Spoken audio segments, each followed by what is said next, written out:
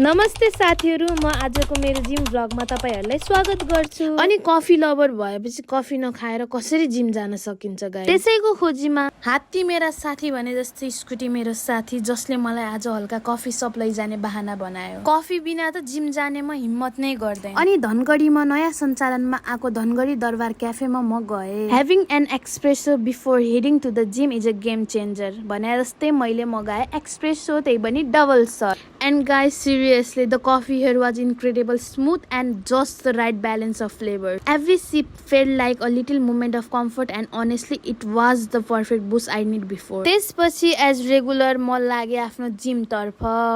अनि के गाइस, मलाई जिम जाने बित्तिकै नि मलाई आफूलाई सुपर हिरो जस्तो फिल हुन्छ के। सधैँको नाटक नौटङ्की जस्तो फेरि यो केटीले आफ्नो पर्सनल ब्याग स्कुटीको डिक्की भित्र बिर्सियो।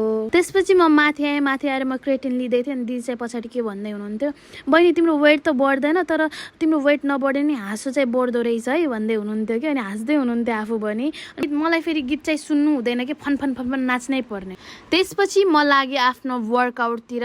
तपाईहरूलाई थाहा छ किन एक्सर्साइजको यति बेनिफिट हुन्छ कि 50 वर्षको मान्छे पनि फिट भएर 20-25 वर्षको जस्तो देखिने के। अनि साथसाथै हल्का एक्सर्साइज गर्दा नौटङ्की पनि गर्नु होला, जसले गर्दा हजुरको ट्यालेन्ट बढ्नेछ, जस्तो यो केटीले गरेको छ।